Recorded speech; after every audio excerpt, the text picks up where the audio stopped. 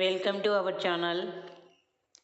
అందరికీ కూడా ముందుగా ఆల్ ది బెస్ట్. త్వరలో మనకి డిఎస్సి నోటిఫికేషన్ ఇస్తున్నారు.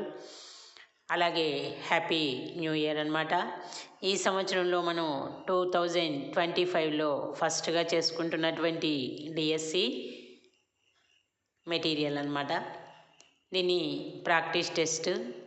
దీనిలో సాహిత్యము, వ్యాకరణము, అన్నిటికీ సమాసాలు, సందులు, ఉపసర్గు, ప్రత్యయ్, వర్ణమాల, కారకు, వీటన్నిటికీ సంబంధించినటువంటి ఫుల్ ఆల్ చాప్టర్స్లో వచ్చేటటువంటి క్వశ్చన్స్ని మనం ఇక్కడ ఇంపార్టెంట్వి ఎక్స్ప్లెయిన్ చేయటం జరుగుతుంది. కాకపోతే వీటిని ఒక్కొక్క పార్టు కొంచెం ఒక 40-50 క్వశ్చన్స్ వరకు మనము ఒక్కొక్క పార్ట్లో చేసుకున్నాం. పార్ట్ 1, పార్ట్ 2, పార్ట్ 3 లాగా. ఇప్పుడు ఫస్ట్ మనం ప్రాక్టీస్ టెస్ట్ నెంబర్ 1 అన్నమాట చేసుకుందాం. వీటిని 1కి 4 సార్లు మీరు పెట్టుకొని వింటూ ఉంటే చదవాల్సిన పని కూడా లేదనమాట. పని చేసుకుంటూ కూడా చక్కగా వింటూ ఉంటే మీకు అర్థమైపోతుంది. అలాగే దీంతో రిలేటివ్ క్వశ్చన్స్ కూడా మనం దీంతో కలిపి చెప్పుకుందాం అనమాట. అలా చదవటం మూలాన మీకు ఆ క్వశ్చనే కాకుండా దానికి సంబంధించినటువంటి క్వశ్చన్స్ కూడా వస్తాయి. పైగా కంపారిజన్గా మీరు నేర్చుకుంటారు కాబట్టి అవి మర్చిపోకుండా ఉంటారు. సరే, ఇప్పుడు మనం సబ్జెక్ట్లోకి వెళ్ళిపోదాం. ఫస్ట్ క్వశ్చన్, హిందీ కిస్ లిపి మే లిఖీ జాతి హై? హిందీ ఏ లిపిలో వ్రాయబడుతుంది? దేవనాగరి, రోమన్, పర్షియన్, పాలి. మనందరికీ తెలిసిందే హిందీ ఏ లిపిలో వ్రాయబడుతుంది అంటే దేవనాగరి లిపి. మరి ఈ దేవనాగరి లిపి దేని నుండి ఉద్భవించింది అంటే బ్రాహ్మీ లిపి నుండి ఉద్భవించిందనమాట. బ్రాహ్మీ లిపి నుండి వచ్చిందనమాట. ఈ దేవనాగరి లిపి యొక్క రాతని ఎలా రాస్తాము అంటే బాయేసే దాయేబడి, అంటే లెఫ్ట్ టు రైట్, లెఫ్ట్ నుండి మనం రైట్కి రాస్తూ ఉంటాం అన్నమాట. ఈ దేవనాగరి లిపిని ఫస్ట్ ఎక్కడ దీన్ని ఉపయోగించారు ఈ లిపిని అని అంటే మనకి ఇది గుజరాత్లో జయదేవ్ భట్ శిలాఫలకాల మీద ఈ దేవనాగరి లిపిని మొదటగా ఉపయోగించడం జరిగిందనమాట.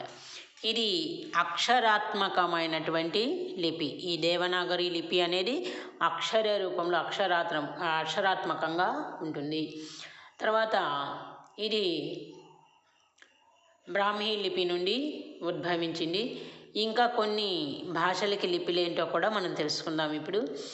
ఉర్దూ భాషని ఏ లిపిలో రాస్తారు అంటే అరబీ, ఫార్సీలో రాస్తారు. అలాగే పంజాబీ ఏ లిపిలో రాస్తారు అంటే గురుముఖిలో రాస్తామన్నమాట. నేపాలీ వచ్చేప్పటికీ ఇది కూడా దేవనాగరి లిపిలోనే ఉంటుంది. అంగ్రేజీ వచ్చేటప్పటికి రోమన్ లిపి అనమాట. ఇలా మనం 1కి 4 కలిపి చెప్పుకుంటూ ఉంటే ఈజీగా మనకి గుర్తుంటుందన్నమాట. नेक्स्ट क्वेश्चन, भारतीय संविधान के किस अनुच्छेद में हिंदी को राजभाषा घोषित किया गया है? భారతీయ సంవిధాన్ రాజ్యాంగంలో ఏ అనుచ్ఛేదలో హిందీని రాజభాషగా ప్రకటించటం జరిగింది? అనుచ్ఛేద్ 350, అనుచ్ఛేద్ 345, అనుచ్ఛేద్ 348, అనుచ్ఛేద్ 343. మన భారత సంవిధానం 343 అనుచ్ఛేద్లో మన హిందీని రాజభాషగా ప్రకటించటం జరిగింది. మరి హిందీతో పాటు ఇంకా ఏ భాష, సహభాష ఏ భాషని రాజభాషగా చేశారు అంటే తర్వాత అంగ్రేజీ అన్నమాట. అంగ్రేజీని కూడా హిందీకి సహరాజ భాషగా ప్రకటించారన్నమాట. తర్వాత భారత్కి సర్వాధిక ప్రాచీన లిపి క్యా హై? భారతదేశంలో అన్నిటికంటే పురాతనమైనటువంటి లిపి ఏది? సింధీ, ప్రాకృత్, ఖరోష్ఠీ, బ్రాహ్మీ. మనం ఇందాక చెప్పుకున్నాం దేవనాగరి లిపి వచ్చేటప్పటికి ఇక్కడ సర్వాధిక ప్రాచీన లిపి ఏది అంటే బ్రాహ్మీ లిపి అన్నమాట. ఈ బ్రాహ్మీ లిపిని ఎక్కడ ఉపయోగించారు మొట్టమొదటిగా అంటే అశోకుడి యొక్క శిలాఫలకాల మీద ఈ బ్రాహ్మీ లిపిని ప్రయోగించటం జరిగింది. ఇది అతి ప్రాచీనమైనటువంటి లిపి అన్నమాట. హిందీ కిస్ పరివార్కి భాష హై?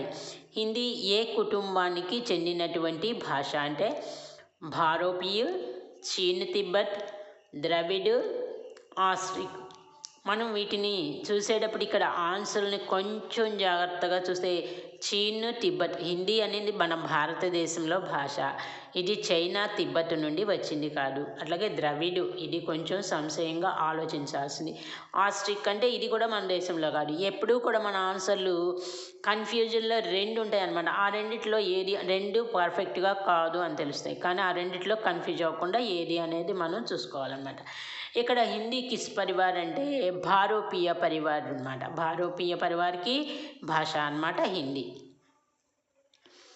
నెక్స్ట్ ఫిఫ్త్ వన్, వర్తమాన్ మే హిందీ కా ప్రచలిత రూప్ క్యా హై. వర్తమాన్ ప్రజెంట్ అనమాట. ప్రజెంట్ హిందీ ప్రచలిత వాడుకలో ఉన్నటువంటి రూపం ఏది అంటే ఖడీ బోలి, వ్రజభాష, అవధి, దేవనాగరి. దేవనాగరి అనేది లిపి, అవధి, వ్రజభాష అనేది మనకి కబీరు, తులసి, రహీం వాళ్ళ టైంలో మనకి వ్రజభాష, అవధి భాషని ఉపయోగించారు. కాబట్టి ఇప్పుడు మనకి ప్రజెంట్ వాడుతున్నటువంటి భాషా రూపం ఏది అంటే ఖడీ బోలి. ఇప్పుడు మనం చదువుతున్నటువంటి హిందీ అంతా కూడా ఖడీ బోలి హిందీ అనమాట. హిందీ భాష కా సహీ అనుక్రమ్ క్యా హై. ఈ హిందీ భాష కరెక్ట్ వరుస క్రమం ఏది అంటే అది ఉద్భవించటానికి దేని నుండి ఎలా వచ్చింది అనేదన్నమాట. హిందీ పాలి అపభ్రంశ్ ప్రాకృత్. ప్రాకృత్ అపభ్రంశ్ హిందీ పాలి. అపభ్రంశ్ పాలి ప్రాకృత్ హిందీ. పాలి ప్రాకృత్ అపభ్రంశ్ హిందీ. మనకి హిందీ అనేది అపభ్రంశ భాషల నుండి ఉద్భవించింది. ఇక్కడ మనకి హిందీ ఎలా ఏ క్రమంలో ఉద్భవించింది అంటే మనకి లాస్ట్కి హిందీ రావాలన్నమాట. అంటే అంతకుముందు ఇవన్నీ దేని నుండి వచ్చింది అనేది మనం తెలుసుకొని లాస్ట్కి మనకి హిందీ రావాలి ఆన్సర్లో. కాబట్టి ఇక్కడ మనకి ఏ అండ్ బిలో లాస్ట్లో మనకి ప్రాకృతు పాలి ఉంది, కాబట్టి ఈ రెండు కూడా మనకి ఆన్సర్ తప్పనమాట. ఇక సి చూస్తే లాస్ట్ హిందీ ఉంది, డి చూస్తే లాస్ట్ హిందీ ఉంది. మనకి ఈ రెండు కన్ఫ్యూజన్, ఈ రెండు కాదని పర్ఫెక్ట్గా తెలిసిపోయింది. కాబట్టి ఈ రెండు కన్ఫ్యూజన్, ఈ రెండిట్లో కన్ఫ్యూజన్ ఎలా పోవాలి అంటే మనం ఇందాక ఒకటి చెప్పుకున్నాం ఏంటంటే హిందీ భాష దేని నుండి ఉద్భవించింది అనుకున్నాం, అపభ్రంశ్ భాష. మనకి ఇక్కడ హిందీకి ముందు అపభ్రంశ్ ఉండాలి. సిలో వచ్చేటప్పటికి పాలి ప్రాకృతి ఉందండి, అపభ్రంశ్ ఉండి దాని తర్వాత పాలి ప్రాకృతి ఉంది. కాబట్టి మనకి హిందీ దేని నుండి ఉద్భవించిందంటే అపభ్రంశ్ అనమాట. మనకి ఆన్సర్ వచ్చేటప్పటికి డి అనమాట. ప్రాకృత అపభ్రంశ్ హిందీ, పాలి ప్రాకృత అపభ్రంశ్ హిందీ. మన ఆన్సర్ వచ్చేప్పటికి D correct. Next seventh question, Hindi Divas కబ్ మనాయా జాతా హై. హిందీ దివస్ ఎప్పుడు జరుపుకుంటారు? 14 సెప్టెంబర్, 10th జనవరి, 9th జనవరి, 12th జనవరి. అయితే వీటిల్లో ఏది అంటే మనకి ఇక్కడ రెండు కన్ఫ్యూజన్, అంటే 9th జనవరి కాదు, 12th జనవరి కూడా కాదనమాట. 10th జనవరి, సెప్టెంబర్ 14, ఈ రెండిట్లో మనకి కన్ఫ్యూజన్ ఏంటంటే రెండు కూడా హిందీ దివస్లే. ఒకటేమో రాష్ట్ర భాష హిందీ దివస్, ఇంకొకటేమో విశ్వ భాష హిందీ దివస్. మనకి ఇక్కడ పర్టికులర్గా ఇవ్వలేదు కాబట్టి హిందీ దివస్ అంటే రాష్ట్ర భాష హిందీ దివస్ అనమాట. ఇది మనం ప్రతి సంవత్సరం కూడా సెప్టెంబర్ 14న జరుపుకుంటాం. అయితే విశ్వ హిందీ దివస్ కూడా జరుపుకుంటాం. అది ఎప్పుడంటే జనవరి 10 అనమాట. జనవరి 10న మనం విశ్వ హిందీ దివస్ జరుపుకుంటాం. ఇక్కడ మన ఆన్సర్ వచ్చేటప్పటికి 14 సెప్టెంబర్ అనమాట. ఆ రోజున మనకి 14 సెప్టెంబర్ 1949 అంటే 1949లో మన రాజ్యాంగం హిందీని రాష్ట్ర భాషగా ఆమోదించారనమాట. అందుకని ఆ రోజున మనం హిందీ దివస్ని జరుపుకుంటూ ఉంటాం.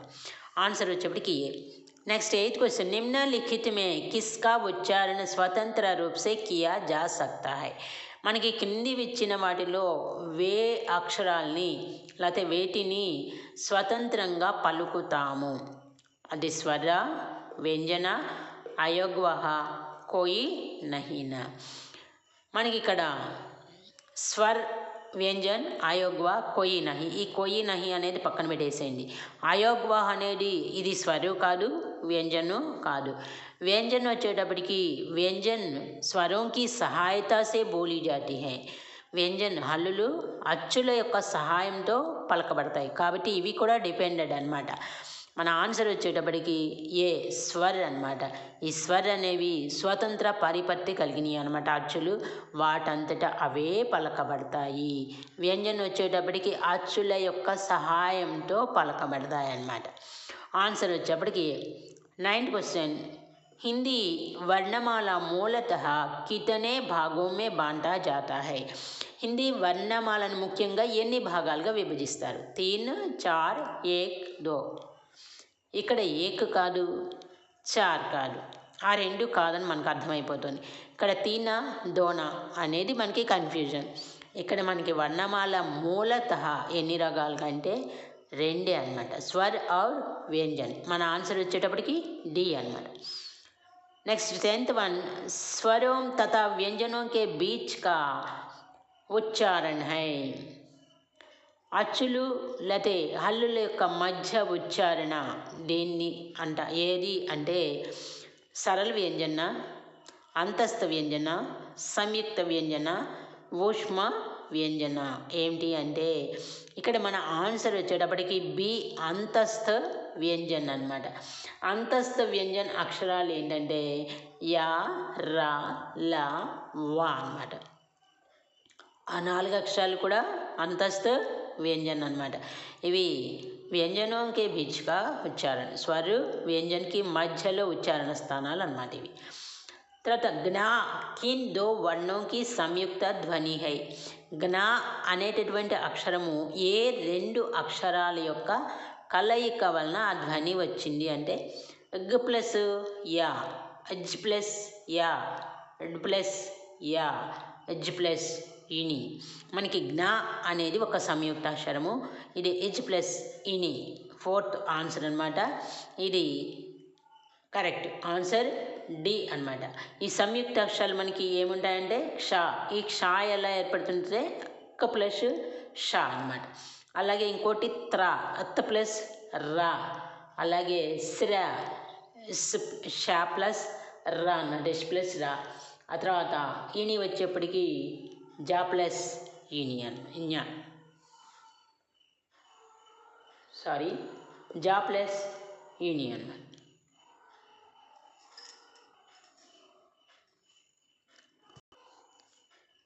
జా ప్లస్ ఈని అయితే జ్ఞా ఉంటుందన్నమాట. ఇలా సంయుక్త అక్షరాలు మనకి ఏర్పడతాయి అన్నమాట.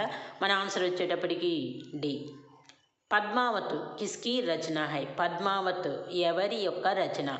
నాభాదాస్, కేశవదాస్, తులసీదాస్, జాయిసీ. ఈ పద్మావత్ అనే రచన జాయిసీ యొక్క ముఖ్యమైనటువంటి ప్రముఖ రచన అన్నమాట. ఇంకా ఈయన ఏం రాశాడంటే అఖ్రావట్, ఆఖరి కలాం అనేటటువంటివి కూడా జాయిసీ గారి రచన అన్నమాట. వర్ణమాల कहते हैं. వర్ణమాల అని దేనిని అంటారంటే शब्दों का समूह, वर्णों के आकलन को, शब्द गणना को, वर्णों के వ్యవస్థిత సమూహ को. శబ్దాల యొక్క సమూహం. శబ్దాలు అంటే దాంట్లో వర్ణాలు కలిస్తేనేగా శబ్దాలు అయ్యేది, కాబట్టి ఇది ఆన్సర్ రాంగ్. తర్వాత శబ్ద గణన, పదాలను లెక్క పెట్టడం, ఈ 2 రాంగ్ అనే తెలుస్తుంది. వర్ణంకే ఆకలను లేకపోతే వర్ణంకే వ్యవస్థిత సమూహం. వర్ణాలు అక్షరాల యొక్క వ్యవస్థితమైనటువంటి సమూహమే వర్ణమాల అనేది మనం నేర్చుకొని ఉన్నాం అనమాట. వర్ణంకే వ్యవస్థిత సమూహం ఆన్సర్ వచ్చేప్పటికి డి కరెక్ట్. తర్వాత వృత్తాకార్ స్వర్ కౌన్సా హై. వృత్తాకార్, వృత్తము అంటే సర్కిల్ అనమాట. సర్కిల్గా వచ్చేటటువంటి స్వర్ అచ్చు ఏది అంటే ఈ, ఈ, ఓ, మా. ఇప్పుడు ఈ అక్షరాలని మనం ఒక్కసారి ప్రొనౌన్స్ చేసేటప్పుడు మన నోటిని గనక ఆ పెదాల యొక్క ఆకారాన్ని మనం పరీక్షిస్తే తెలుస్తుంది. ఈ, ఈ అన్నాం, లోపల నుండి పెదాలు ఏం కదలటల్లా. ఓ, ఓ అన్నప్పుడు మన నోరు రౌండ్గా వృత్తాకారంలో వస్తుంది. కాబట్టి వృత్తాకార స్వరి ఏది అంటే ఓ. మా అంటే పెదాల రెండు కలుస్తాయి అన్నమాట. మన ఆన్సర్ వచ్చేటప్పటికి సి. కొన్ని ఇలాంటి ట్రిక్స్ను ఉపయోగించి మనకు ఆన్సర్ తెలియకపోయినా కూడా దాన్ని మనం ఆలోచించి కొంచెం మైండ్ ఉపయోగిస్తే ఆన్సర్ వచ్చేస్తుంది అనమాట. नेक्स्ट वन, जो ना तो पूर्ण रूप से स्वर है నా పూర్ణ రూప్ సే వ్యంజన్ ఉసే కహతే హై. అది పూర్తిగా స్వర్ అచ్చు కాదు, పూర్తిగా హల్లు కాదు, వాటిని ఏమంటారు అంటే అర్ధ వ్యంజన్, అర్ధ స్వర్, అర్ధవర్ణ కోయి నహి. ఇక్కడ మనకి ఈ రెండిట్లో డౌట్ వస్తుంది అనమాట. అర్ధ వర్ణ అనేది కాదు, కోయి నహి అనేది కాదు, వ్యంజన స్వర అనేది మనకి డౌట్ వస్తుంది. ఇక్కడ పూర్ణ రూప్ సే స్వర్ పూర్తిగా అచ్చు కాదు, పూర్తిగా హల్లు కాదు అంటే దీన్ని అర్ధస్వర్ అంటారనమాట. ఈ అర్ధస్వర్ అనేటటువంటి అక్షరాలు ఏమేంటంటే యా ఒకటి, వా ఒకటి, రెండే అనమాట. ఆ రెండింటిని మనం అర్ధస్వర్ అంటారు. యా ఒకటి, వా ఒకటి అనమాట. హిందీలో అర్ధస్వర్ ఎన్ని అక్షరాలు అంటే 2 అక్షరాలు అనమాట. తర్వాత 16th మూల స్వర్ హై. మూల స్వర్ ఏంటి అంటే వీటిని హ్రస్వస్వర్ అని కూడా అంటారు. అంటే అయితే విడదీయడానికి వీలు లేకుండా ఉంటాయో అవే మూలస్వరు, లేకపోతే హ్రస్వస్వర్ అనమాట.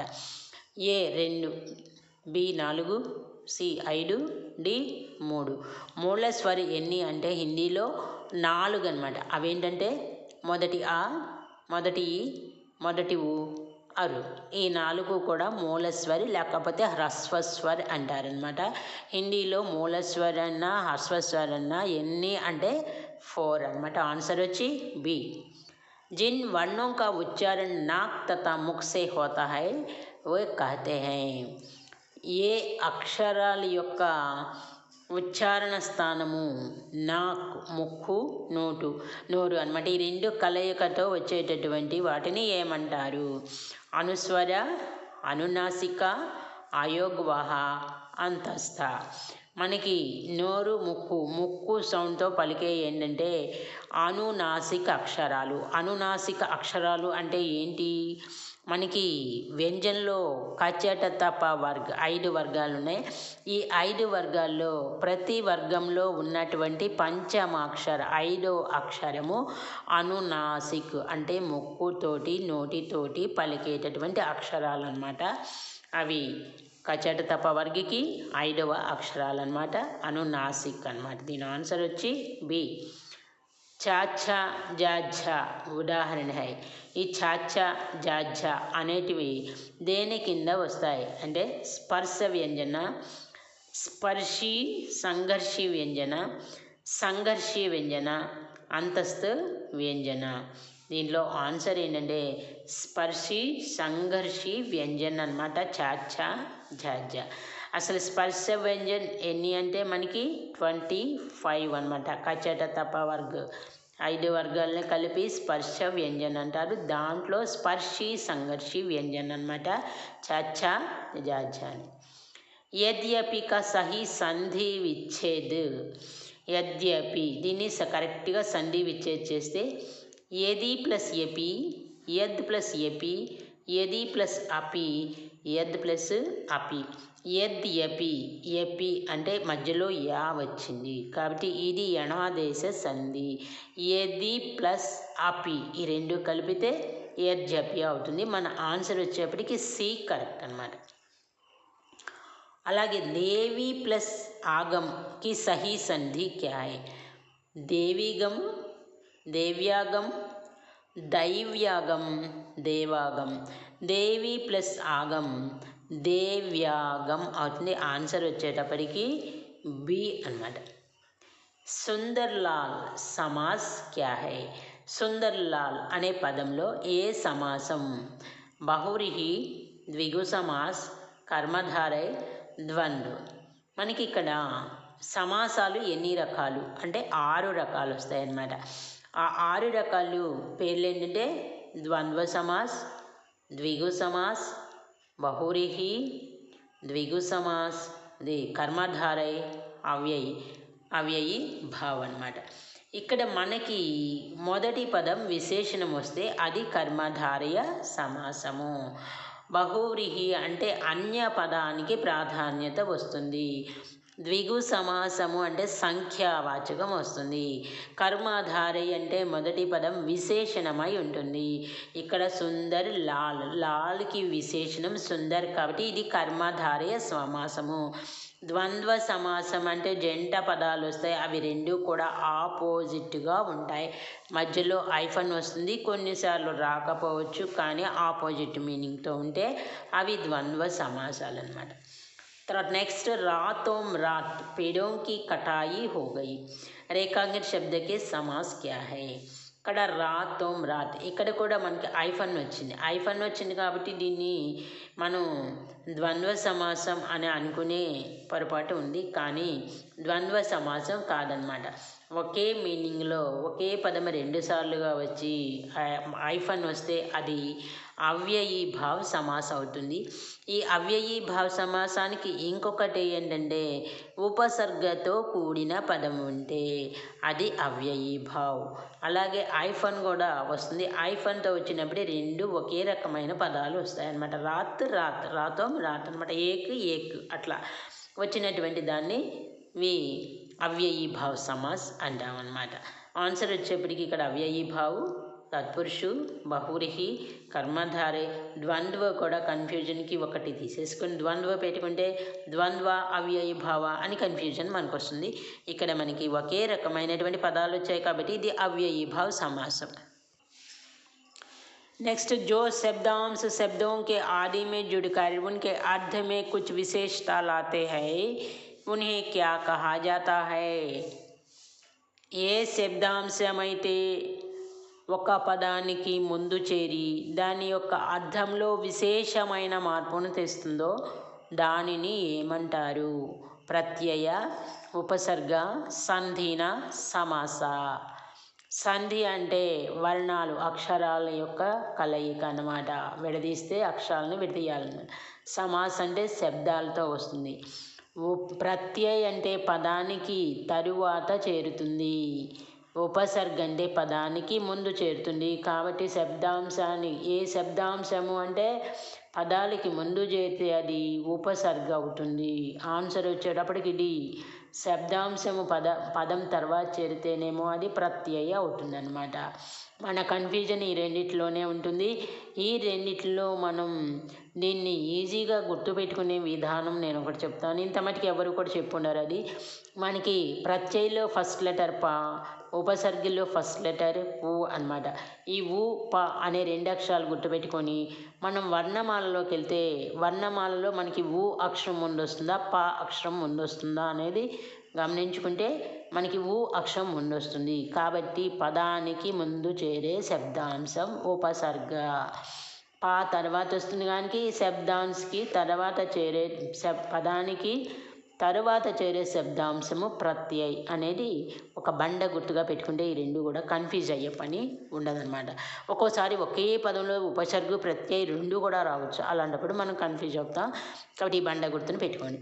నెక్స్ట్, వర్ణోం సే నిర్మిత స్వతంత్ర తథా సార్థక ధ్వని కహలాతా హై.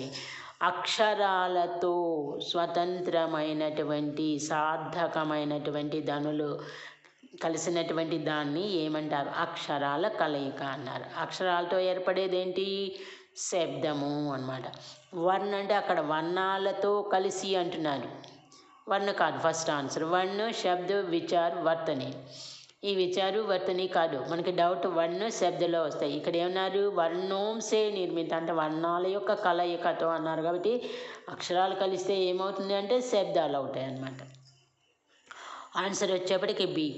नेक्स्ट, दो भिन्न भाषाओं के शब्दों को मिलाकर बनाए गए शब्द.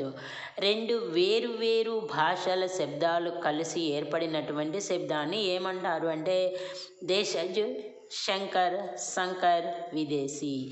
రెండు భిన్న భాషలు అన్నారు. భిన్న భాషలు అంటే సంకరణ చెందింది. సంకరణ చెందింది అంటే ఇక్కడ కలిసి ఏర్పడినటువంటి పదం కాబట్టి సంకర్ అంటాం. ఉదాహరణకి మనం రేల్ గాడి తీసుకుంటే దాంట్లో రేల్ అనేటటువంటిది హిందీ పదం అయితే, రేల్ అనేది ఇంగ్లీష్ పదం అయితే గాడి అనేది హిందీ పదం. ఇలా రెండు భాషలతోటి ఏర్పడినటువంటి పదం రేల్ గాడి, అది సంకర శబ్దం అన్నమాట. ఇక్కడ దేశజ్ అంటే అవి వాటి యొక్క పుట్టుక తెలియనటువంటి అన్నమాట. విదేశీ అంటే విదేశీ భాషల నుండి వచ్చినటువంటి. శంకర్ అనేది ఈ శంకర్ అనేది కన్ఫ్యూజన్కి ఇచ్చేస్తారు. తర్వాత నెక్స్ట్ 26th వర్ణం కే సార్థక సమూహ కో కహతే హై. వర్ణాల యొక్క సార్థక సమూహాన్ని ఏమంటారు అంటే వాక్య, ఉపవాక్య, శబ్ద, భాష. మనకి వర్ణాల యొక్క సార్థక శబ్దాలు, శబ్దాలలో సార్థక శబ్దాలు ఉండవు, వర్ణాలు మాత్రమే సార్థక శబ్దాలు ఉంటాయన్నమాట, సార్థక వర్ణాలు ఉంటాయి. కాబట్టి ఇక్కడ సార్థక వర్ణాల యొక్క సమూహాన్ని ఏమంటాము అంటే భాష అని చెప్పి అంటామన్నమాట. నెక్స్ట్ వన్, పక్షి ऊंची उड़ान उड़ रहे थे, రేఖాంకిత శబ్ద కౌన్సీ సంజ్ఞా హై. ఇక్కడ గీత బీయబడినటువంటి పదం ఏ నామవాచకం, ఉడాన్ అంటే ఎగరడం అన్నమాట. ఏ నామవాచకానికి చెందింది? వ్యక్తివాచక్, జాతివాచక్, భావవాచక్, సమూహవాచక్. వ్యక్తివాచక్ అంటే వ్యక్తుల యొక్క పేర్లు తెలియజేసేది, అలా జాతివాచక్ అంటే సమూహానికి, భావవాచక్ అంటే భావాన్ని తెలియజేస్తుంది, సమూహం అంటే గ్రూప్ అన్నమాట. కాబట్టి ఇక్కడ మనకి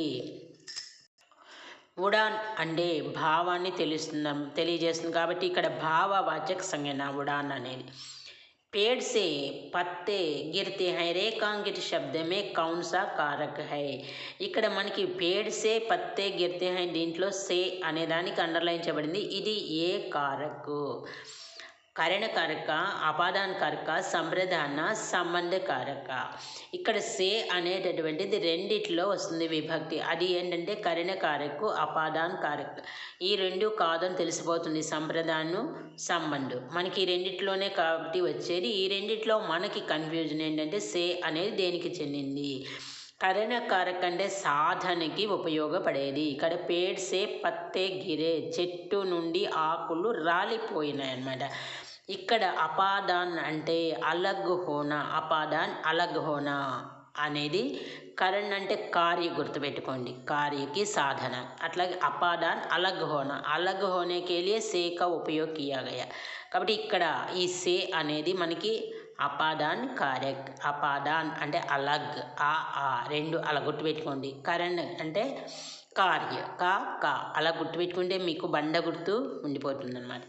తర్వాత చిల్లానా క్రియాసే భావవాచక సంజ్ఞ బనేగి. చిల్లానా నుండి భావవాచక సంజ్ఞ ఏది తయారవుతుందంటే చిల్లాయి, చిల్లాహట్, చిల్లి, చిల్లాయి. దీంట్లో ఆన్సర్ వచ్చేప్పటికి చిల్లాహట్ భావవాచక సంజ్ఞ అన్నమాట. మే పర్ విభక్తియా హై. మే పర్ అనేటటువంటి విభక్తులు దేనికి సంబంధించినవి?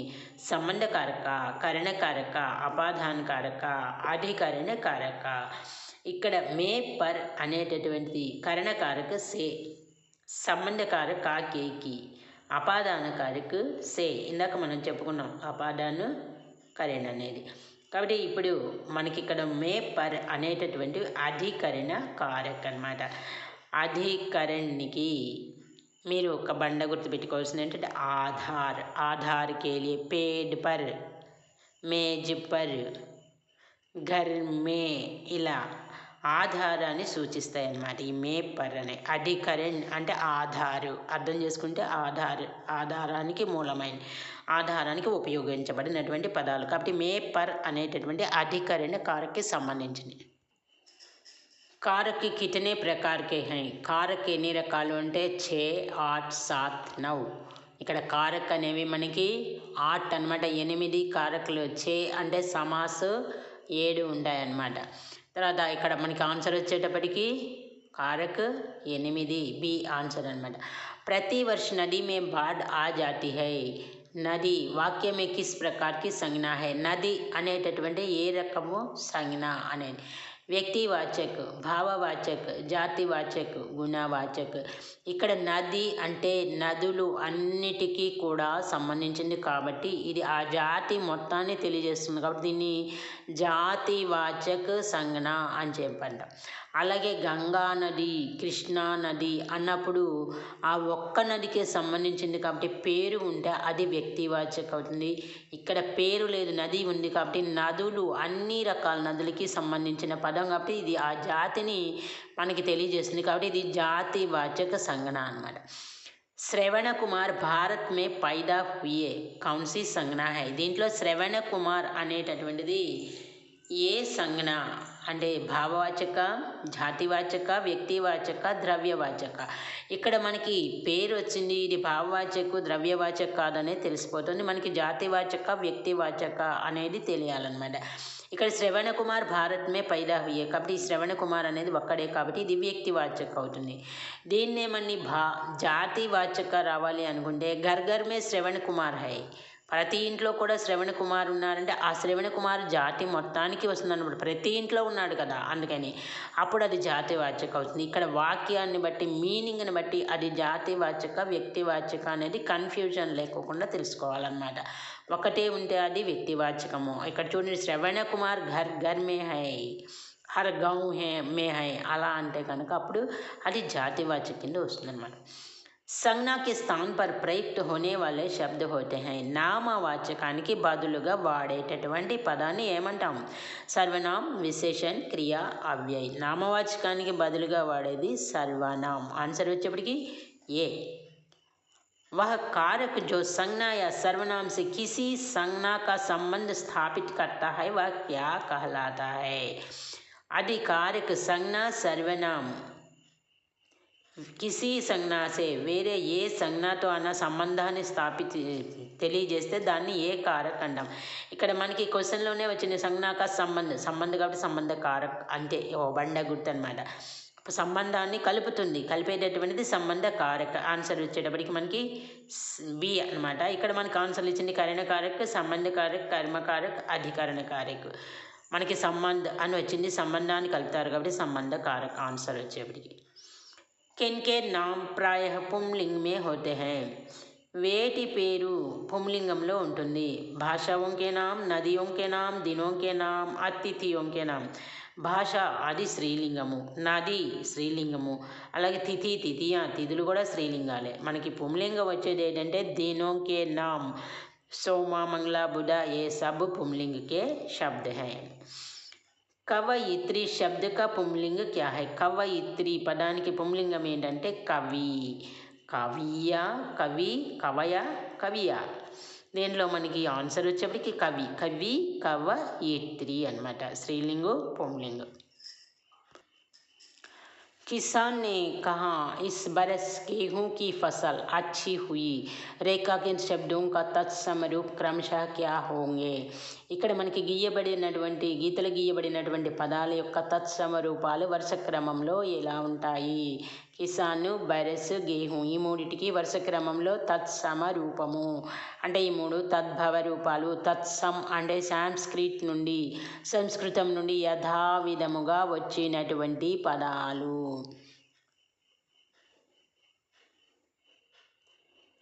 కృషి, వర్ష్, గోధన్.